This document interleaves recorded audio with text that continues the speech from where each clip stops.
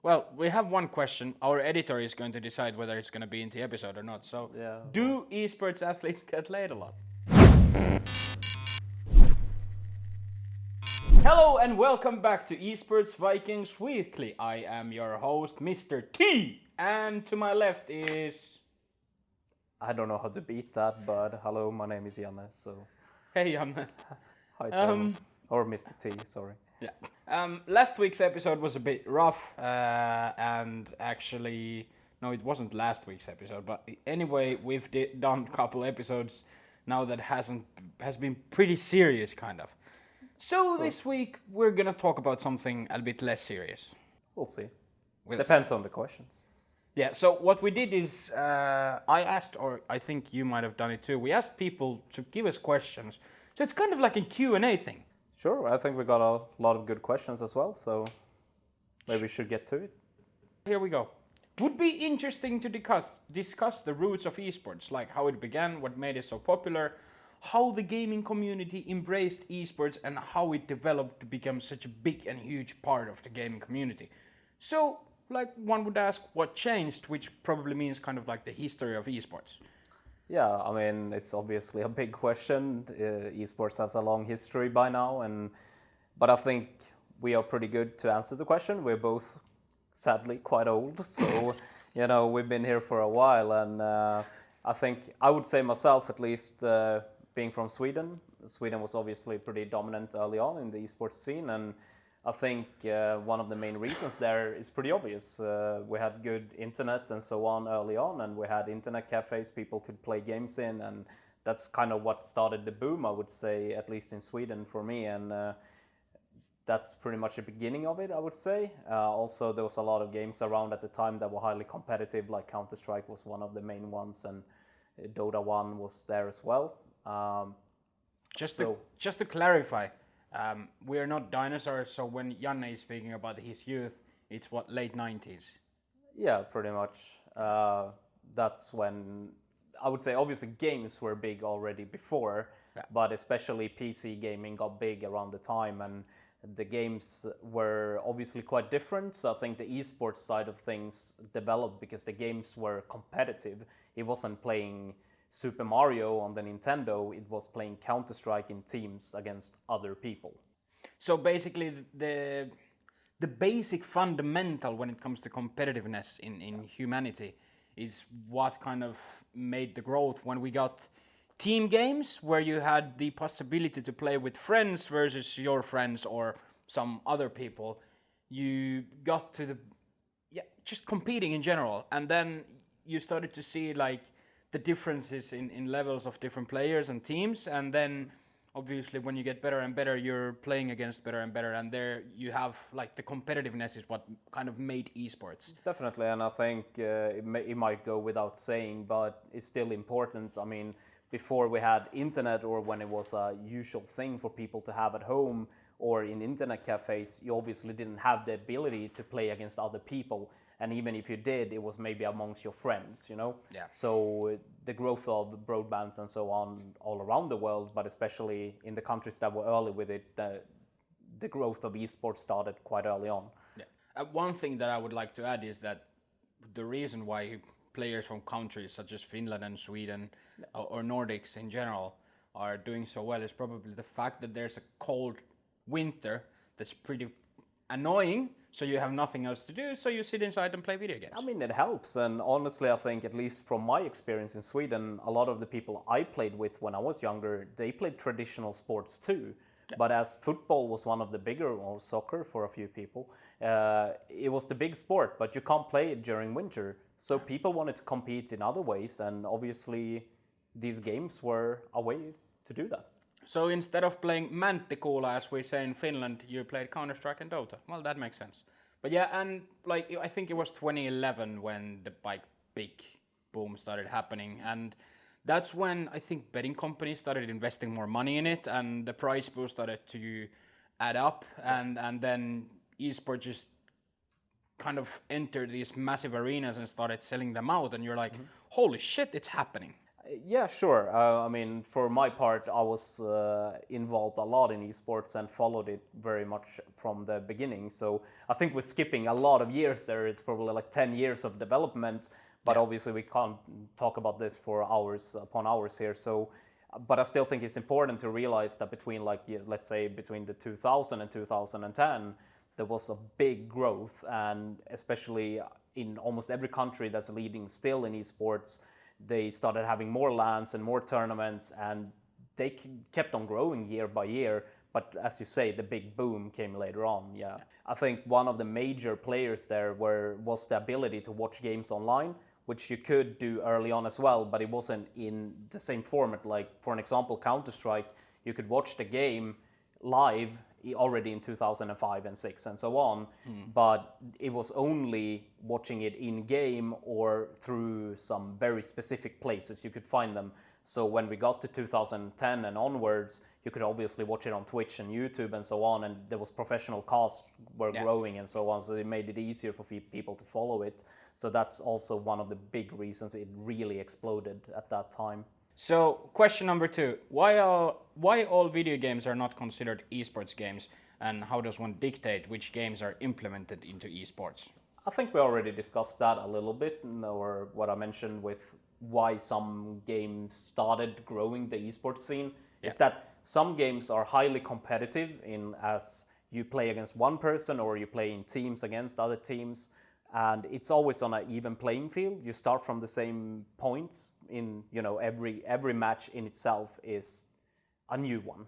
So I think there's games where you don't compete. They obviously don't go under the esports category for me because you don't have the ability.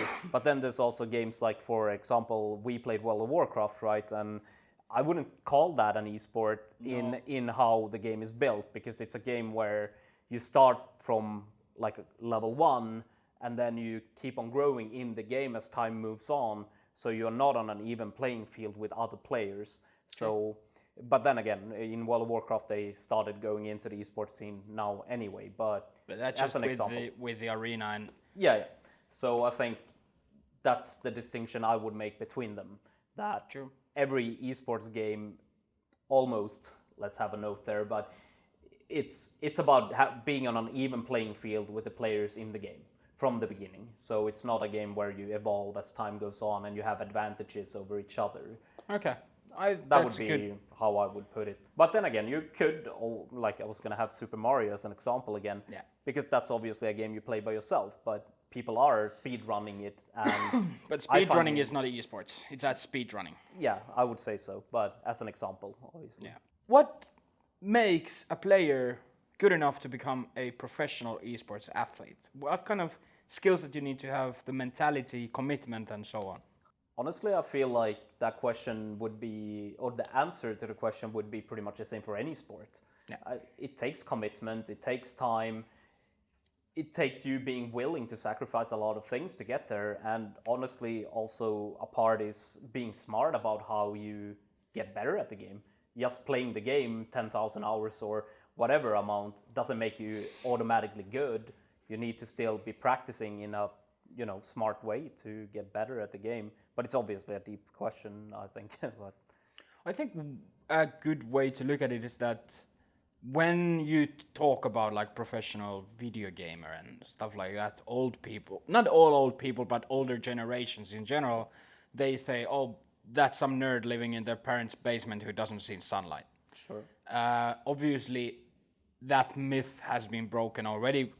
Probably there's still some people who think that, but the esports athlete nowadays, when you look at documentaries and you see what the organizations are doing, you see what the teams are doing, these kids or adults, they're exercising, they start their day with jogging, they go to the gym, they take care of their physical health, because when you take care of your physical health, you can take a lot more pressure, you can last longer when it comes to the high concentration, the pressure, everything. Then the physical well-being helps with the mental well-being that helps. It's a combination of things, and being an athlete, whether it's you're running track or a football player or an esports athlete, you have to make sacrifices. That means instead of going to work, you're practicing hard to do the sport you want, and there's no promises that it's ever going to pay off. Definitely, and I think it's important to realize that a lot of these games are played by millions or tens of millions. We are even talking hundreds of millions for some of these games, and there's a lot of people who try to reach the top. And to beat them, well, you got to practice harder most of the time. And honestly, if somebody thinks you can play a game 1 hour a day and become a professional, you can't. That's the reality of it. There's 10 or 100 million people competing against you. If you're going to get better than them, well, you need to sacrifice a lot. Yeah. So I think it's a combination of commitment, mental toughness, sacrifices, and obviously there's the luck factor. Right place, right time. I would also like to add, as in any sport, the harsh reality is also that talent is a thing. Yeah, Some people have talent for the games, and same as somebody has talent for football. That's just how it is. And I mean, I can speak for myself. I'm sure I wouldn't be a professional in Dota 2. It doesn't matter how hard I tried. I don't have the talent for it. Then again, I had the talent for other games, or it was some were easier, some were harder. And that's also a point to be made, I think, because a lot of times people kind of understand that for traditional sports, but when it comes to esports, it's always like, well, he just played the game 16 hours a day and he became good. It's not really that simple. No. Like, it's the same. If I played football 16 hours a day, I wouldn't be Lionel Messi. That's just the hard. Even like if you try and you play World of Warcraft on a Holy Priest 16 hours a day, you're still not as good as me because I'm talented. I was. Now I'm washed up, but I used to be pretty good at healing. Pretty good. Let's move on. Yeah, I'm not even gonna comment that. Okay. This is interesting one. Is the esports scene projected to generate more income than physical sports? If so, will the government and media broadcasts allocate more funding / TV show time for this matter? I think you're a better person to answer this than me, but I would say, as one thing from my part here, is that I wouldn't say that's like a goal for esports. Esports has already come a long way, and beating traditional sports, it's not really about that in my mind. It keeps on growing, it gets bigger, and we try to do it the right way as well. So I think it's already on a good path. I don't think it's going to get bigger than football, like, let's be real, but it might be bigger than some smaller traditional sports. Sure. The way I see it is that majority of the traditional sports are only aired on TV. Sure. I mean, you can watch it via online, but it's TV broadcast, right?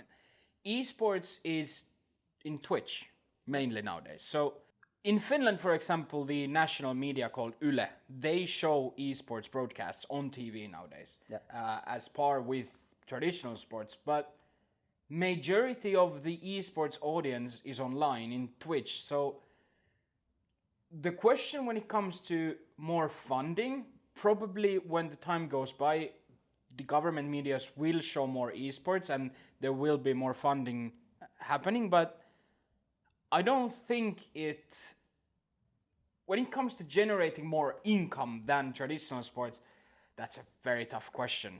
At the moment, no. 15 years from now, possibly.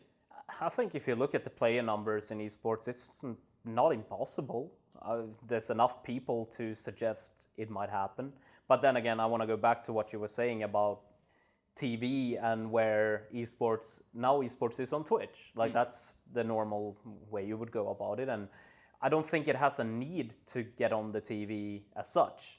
No. It's already, most people are interested, they are familiar with, the other places where they can find it. So I don't think it has the need to be on television, but it's the same in Sweden. It already is. To some extent, obviously. When there's big events in Sweden, it's usually on the national channel and so on. And there's a lot of other countries. But from my point of view, it doesn't have the need to go on television. People know where to find it. It's 2019. It's not 1998 where you only have a TV. That's my opinion. Yeah. So. Okay. Well, I think that's a good answer. The next one is a bit similar but interesting. What are the interests and who has the cash to invest such large sums into prize pools? Is the business valuable for those who invest and make these $1 million tournaments possible? converts into esports ecosystem, like / where the money comes from. Sure. This question came around just with the Dota 2, the International 2019. So I probably think that's in par for that when we had the prize pool of 34 million USD. One thing to add here is that the Dota 2, the international prize pool, is not funded by any company per se.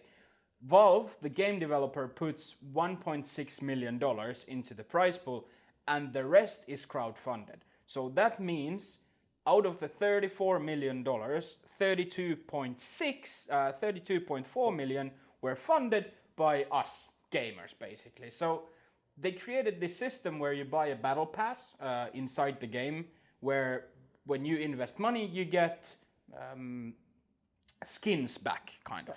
So for every euro spent on those battle pass levels, 25% goes to the prize pool and 75% goes to Valve.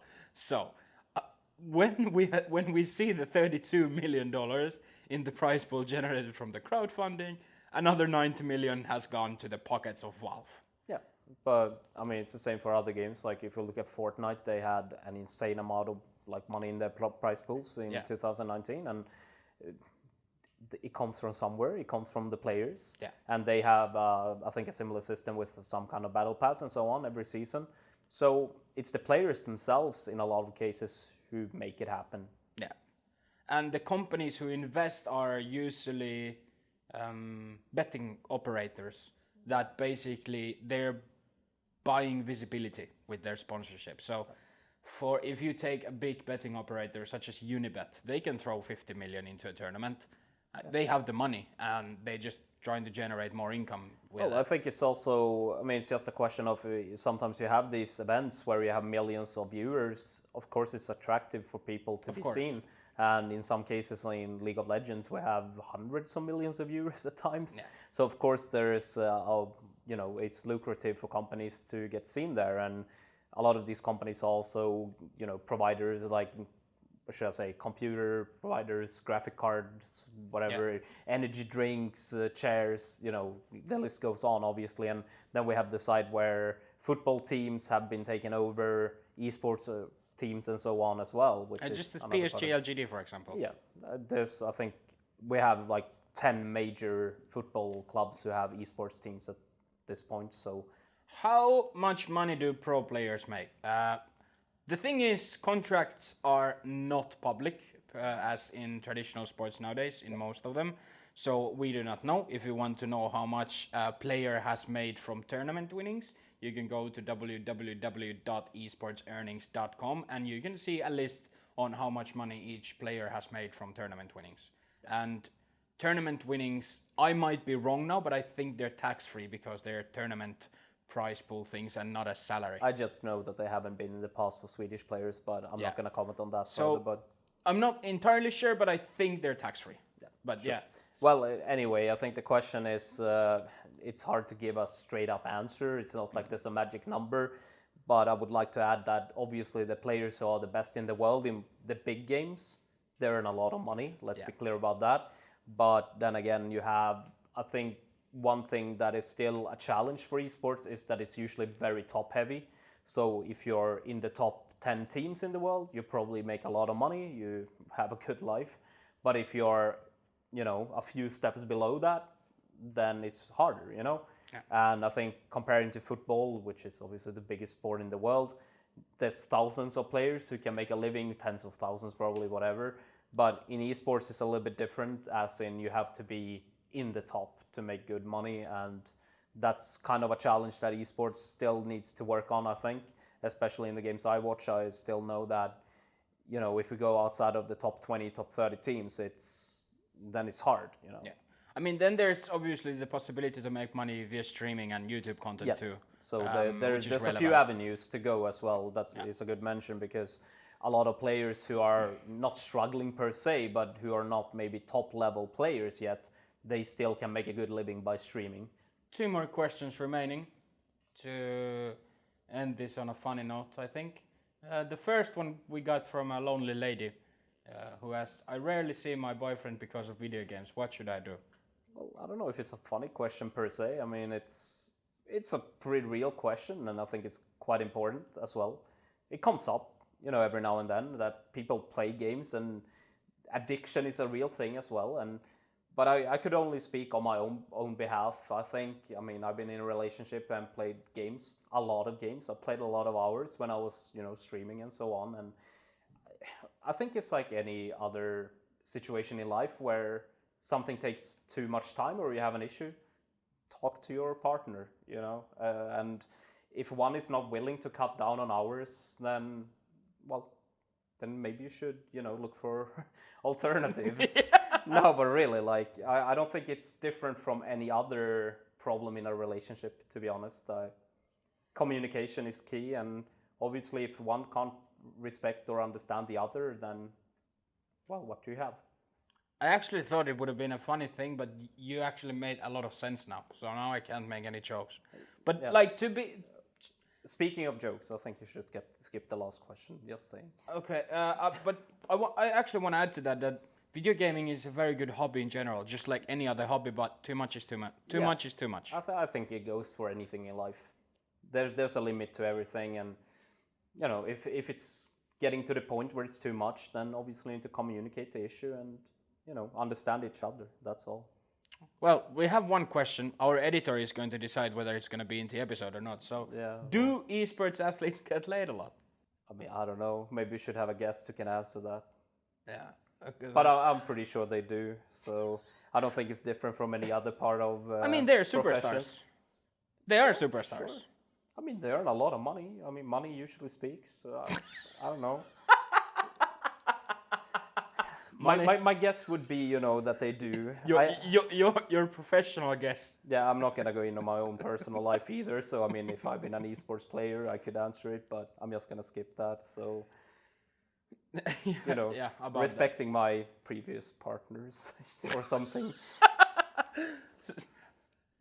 So basically, what you said is that you've been a gamer quite a long time, and now you're just being respectful towards your multiple previous partners. So one could say that esports players do get laid a lot. Let's just put it like a yes. I think it's fair.